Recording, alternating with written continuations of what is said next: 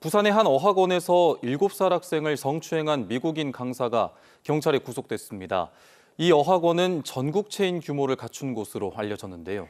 문제의 강사 채용도 불법으로 이뤄진 걸로 확인됐습니다. 하영광 기자의 단독 보도입니다. 부산의 한 어학원입니다. 전국에 60여 개의 지점을 둔 학원 프랜차이즈로 영어 유치원으로 인기가 높습니다. 이곳에서 일하던 미국인 강사 A씨는 지난 22일 7살 여자아이를 성추행했습니다. A씨는 사실을 알게 된 부모의 신고로 다음 날 경찰에 곧바로 체포됐습니다. 경찰 조사에서 A씨는 3개월짜리 관광비자로 입국한 사실이 확인됐습니다. 어학원에서 강사로 일하기 위해선 회화지도 비자가 필요한데 관련 비자 없이 불법으로 채용된 겁니다. 취재진은 어학원의 성추행 사건과 불법 채용에 대한 입장을 물었지만 대답을 들을 수 없었습니다. 저희가 안내될 부분은 없을 것 같은데요. 경찰은 성폭력범죄특례법과 출입국관리법 위반 등의 혐의로 A씨를 구속해 사건을 검찰에 넘겼습니다. 경찰은 또 불법 채용과 관련해 어학원에 대한 조사도 진행하고 있다고 밝혔습니다. KNN 하영광입니다. 검찰이 경찰로 송치받은 사건을 기소하는 데 6개월을 넘기면 장기 미제 사건이라고 부르는데요. 검경 수사권 조정 이후 장기 미제 사건이 증가하고 있는데 소송 당사자들은 재판 지연으로 권리 구제가 늦어진다며 답답함을 호소하고 있습니다. 최혁규 기자의 보도입니다. 부산에서 수소 충전기를 만드는 A업체입니다. 지난 2020년 사장을 포함한 임직원 10여 명이 퇴사했습니다. A업체에 새로 취임한 대표이사는 회사 상태를 보고 깜짝 놀랐습니다. 3년 6개월 전에 제가 이곳 대표이사로 오니까 대부분의 관리 및 현장 간부들이 퇴사를 다 했고 나중에 알고 보니 그들 전원이 이 회사와 동종업체에서 근무하고 있었습니다. 경찰 수사 결과 퇴사한 임직원은 재임 기간 회사 돈을 횡령한 것으로 밝혀졌습니다. 근무를 쭉 하면서 여러 가지 부정이 많이 발견이 되었지만은 자체 및 경찰 조사를 통해서 밝혀진 것만으로도 각종 위법 사항이 현재의 이 회사의 존립까지를 위태롭게. 퇴사자들은 수소 충전기의 핵심 부품을 만드는 국내 업체와 맺은 독점 계약권도 해지했습니다. 경찰은 지난해 7월 퇴직한 임직원 등을 업무상 횡령 등의 혐의로 검찰에 송치했습니다. 하지만 검찰은 10개월 넘게 기소조차 하지 않고 있습니다. 검찰은 통상 사건 처리 기준으로 3개월을 보는데 6개월이 넘으면 장기 미제 사건으로 분류합니다. 부산지검 관계자는 앞선 재판 결과를 기다리거나 소환 조사가 막히는 등 수사가 장기화되는 경우가 많다고 설명했습니다. 지난 2022년 전국 지검의 장기 미제 사건 비율은 7%대로 5년 만에 2배 이상 늘었습니다. 특히 부산지검은 4배 가까이 급증했습니다. 법조계는 검경 수사권 조정 이후 수사 지연 문제가 심각해졌다고 보고 있습니다. 예전 같은 경우에는 보완 수사를 할 사항이 있으면은 검찰에서 직접 보완을 해서 빨리빨리 처리를 하기도 하고 자기가 자기 사건으로서 관리를 해야 하는데 책임지고 사건을 관리하는 그런 시스템이 아니다 보니까 경찰에서 처리 기간이 길어질 수밖에. 검찰 수사관을 경찰에 파견해 경찰 수사 역량을 강화하는 등 검경 수사권 조정을 뒷받침할 제도 마련이 필요해 보입니다. KNN 최혁규입니다.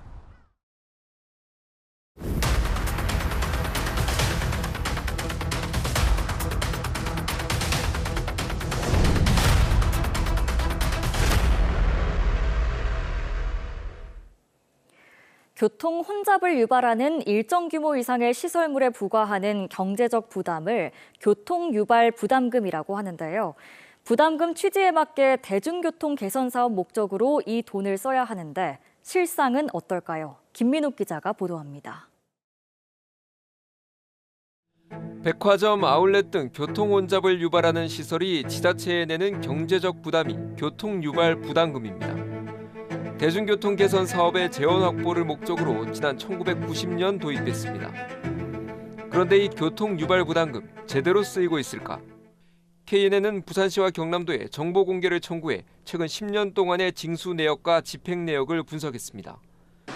그 결과 부산 징수액은 지난 2014년 175억 3천만 원에서 지난해 527억 2천만 원으로 3배 이상 늘었습니다.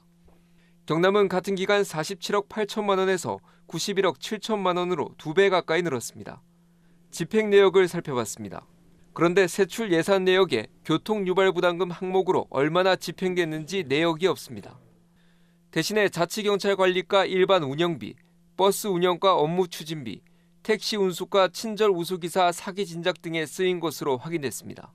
모두가 대중교통 개선과는 무관한 사업들입니다. 교통유발 부담금이 갖는 그런 특징이라든가 그 목적, 취지 이런 부분을 의해서 좀 이렇게 예산이 좀 한정해서 쓰여진다라고만은 보기는 어렵기 때문에 어쩌면 그런 부분이 좀 집중해서 쓰여지는 것이 맞지 않겠는가라고. 이에 대해 부산시는 교통안전시설물 확충만으로는 도시교통 문제가 해결될 수 없다며 법령의 목적 범위 내 사업이라고 해명했습니다. 구군 등 기초지자체는 사정이 더 심각합니다. 부산시는 지난해 교통유발 부담금 예산 가운데 30%인 159억 원을 16개 구군에 줬습니다. 하지만 집행 내역은 아예 없었습니다. 일반 회계 세입으로 편성돼 있기 때문에 사실상 돈이 어디에 어떻게 쓰였는지 확인할 수 없었습니다. 업을 그래도 한 20년 가량 했는데 이제 뭐 교통유발 부담금은 계속 내왔는데 그렇게 쓰이는 거는 저희도 몰랐죠. 어떻게 쓰이는 거에 따라서. 도시교통정비촉진법에는 교통유발부담금 징수액은 효율적인 교통량 감축 활동을 위해 쓰도록 정해놓았지만 지켜지지 않는 겁니다. 이 징수 부담금에 대한 우리 교부세 같은 경우에는 16개 구군으로 갔을 때 일반 회계로 편입이 되게 되면은 사실상 이 자금이 목적에 맞게 사용된다라고 보기는 저는 어렵다고 생각합니다. 이에 대해 부산시는 구군에서는 교통사업 특별회계 설치를 강제하지 않아 불가피하다고 밝혔는데 사실상 꼬리표가 없는 구군의 쌈짓돈이란 지적도 나옵니다. 34년째 시행되는 교통유발 부담금 제도가 대중교통 개선 취지보다 준조세로 지자체 재정 확보용으로 전락했다는 비판을 피하기 어려워 보입니다. KNN 김민욱입니다. 21대 국회 종료와 함께 각 상임위원회별로 계류됐던 지역 현안 관련 법안들도 모두 자동 폐기됩니다. 22대 국회에서 재발의를 하게 됐는데 21대의 실패를 재현하지 않으려면 신속함과 여야의 협치가 관건입니다. 김상진 기자가 보도합니다.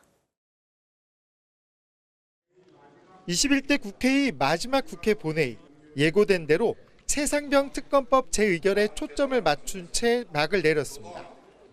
부산 글로벌 허브도시 특별법과 산업은행법 개정안, 남해안 관광특별법 등 지역의 주요 현안과 관련된 법안은 21대 국회 종료와 함께 자동 폐기됩니다. 22대에서 발의부터 다시 시작해야 하는데 무엇보다 21대 때의 미비함을 보완하는 것이 중요합니다. 글로벌 허브도시 특별법은 행안위원회 법안 소위부터 주도권을 잡고 가겠다는 전략입니다.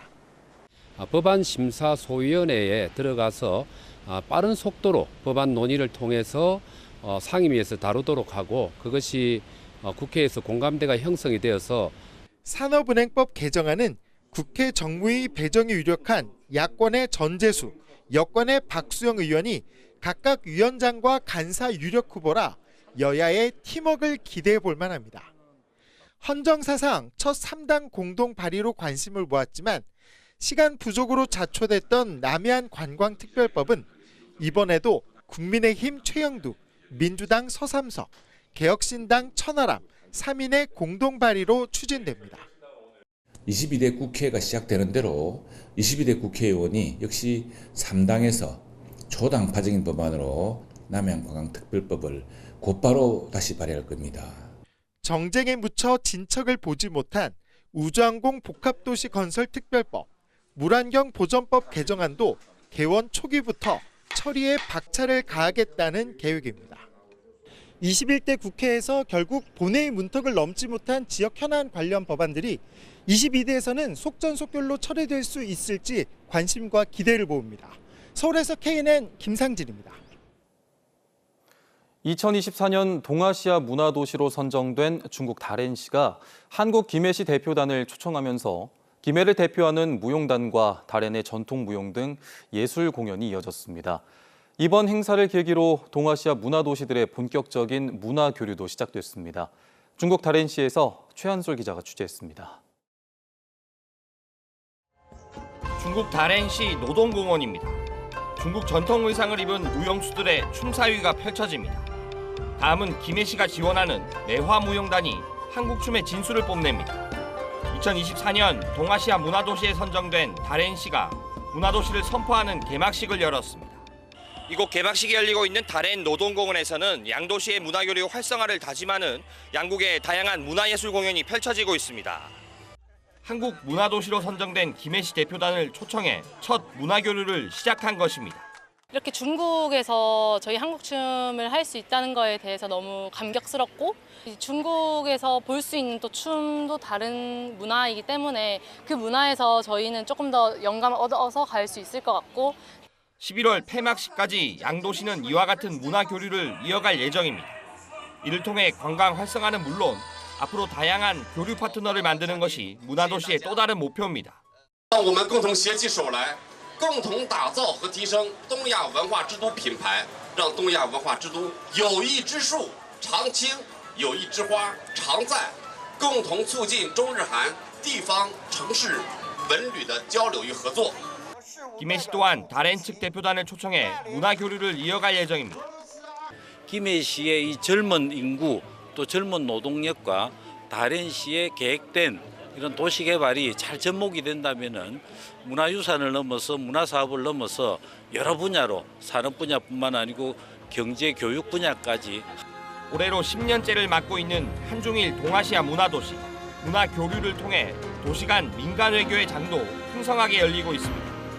KNN 최한솔입니다. 오는 7월부터 전국 시도의회들은 후반기 임기가 시작됩니다. 남은 2년의 임기 동안 일할 지도부도 뽑아야 하는데요. 후보들이 많아지면서 과열 양상이 우려되고 있습니다. 주우진 기자입니다. 후반기 의장단 활동은 차기 지방선거 출마에 큰 영향을 미치기 때문에 치열한 자리쟁탈전이 벌어지고 있습니다. 경남도 의회의 최대 관심은 전반기 김진부 의장의 연임 도전 여부입니다. 본인은 말을 아끼지만 지난 26일 동료 의원 21명과 떠난 일본 지방의회 순방 행보에 눈길이 쏠립니다. 표심 잡기에 나선 것 아니냐는 겁니다. 최학범 1부의장과 강용범 2부의장, 이치우 도의원도 의장 선거를 준비하는 것으로 알려졌습니다. 여기에 부의장 2석과 상임위원장 7석을 노리는 도의원까지 합하면 무려 20여 명의 이름이 거론되고 있습니다. 후보들의 합종 연횡이 이어지는 가운데 최근에는 초선 의원들의 모임도 결성돼 선거판이 술렁이고 있습니다. 전체 도의원의 74%가 넘는 초선 의원들이 한 목소리를 내면 선거 결과를 좌지우지할 수 있기 때문입니다. 의회 지도부를 뽑는 선거가 과열 양상을 보이면서 우려의 목소리도 커지고 있습니다. 의장직에 오르기 위해서는 상대방을 비방할 수밖에 없고 흠집을 낼 수밖에 없기 때문에 일단 갈등이 생기기 때문에 크랙이 생기기 때문에 이게 봉합하기가 좀 쉽지도 않은 그런 상황이고 분열이 일어날 수가 있죠. 부산시 의회도 후반기 의장 선거가 초선 그룹의 지지세가 있는 안성민 의장과 재선 그룹 중심의 박중묵 1부의장, 이대석 2부의장의 3파전 양상입니다. 초선과 재선 그룹은 상임위원장 자리를 놓고도 충돌 조짐을 보이고 있어 원구성은 난항이 예상됩니다. KNN 주우진입니다. 지난 5일 발생한 합천 수해의 원인으로 지목된 고속국도 공사 현장의 임시도로가 완전히 철거됐습니다. 임시도로는 설계 도면에는 1.5m 높이였지만 실제는 도면보다 3.5m나 높게 만들어져 물이 흘러가지 못해 수해가 발생했습니다. 수해 복구가 이루어지면서 이재민 50여 명 가운데 40여 명이 집으로 돌아갔으며 시공사 등과 보상 협의가 계속되고 있습니다. 창원 출입국 외국인 사무소는 거창군에 필리핀 계절 근로자 130여 명을 알선한 뒤 근로자 급여 일부를 가로챈 혐의로 필리핀 현지 브로커 한국인 50대 A씨를 구속했습니다. A씨는 거창군 계약직 공무원 B씨와 공모해 계절 근로자 월 급여의 절반 정도인 80만 원 정도를 빼앗는 등 1억 원 넘게 가로챈 것으로 보고 있습니다. 창원시가 올해 하반기부터 공영주차장을 단계적으로 유료로 전환합니다. 시는 주차난이 갈수록 심해지는 상황에서 장기 주차와 방치 차량을 줄여 주차 공간을 효율적으로 확보할 계획입니다. 현재 창원시의 공영주차장은 827곳이며 89곳은 유료이고 나머지 738곳은 무료입니다. 석탄 화력발전소의 정비를 맡은 공공운수노조 발전 HPS 지부가 오늘 원청인 한국남부발전 앞에서 파업 출정식을 열고 비정규직 노동자의 고용 보장을 촉구했습니다. 이들은 하동 화력발전소 1, 2호기의 폐쇄가 확정된 가운데 2036년까지 28개의 석탄 화력발전소가 폐쇄돼 14,000여 명이 고용 불안에 시달리고 있다며 공공재생에너지 분야에서 고용을 이어갈 것을 요구했습니다. 해외 취업을 원하는 구직자에게 일자리를 찾아주는 채용 박람회가 내일까지 부산에서 열립니다. 이번 박람회에선 일본과 싱가포르 등 32개 해외 기업이 179명을 채용하며 미국과 유럽 등 주요 국가를 대상으로 해외 취업 연수 같은 상담관도 운영합니다. 올해 처음 시작한 김해 한우축제 기간 동안 5만 8천여 명이 방문한 것으로 나타났습니다. 김해 축협 등에 따르면 나흘 동안 열린 이번 축제에는 6만 명에 가까운 인파가 몰렸으며 13억 원가량의 매출을 올렸습니다. 또 전국 가요제와 함께 축하 공연, 멀티미디어 불꽃쇼 등이 이어지면서 김해시의 한우 특산물 천하일품 한우의 우수성을 충분히 알렸다는 평가를 받았습니다.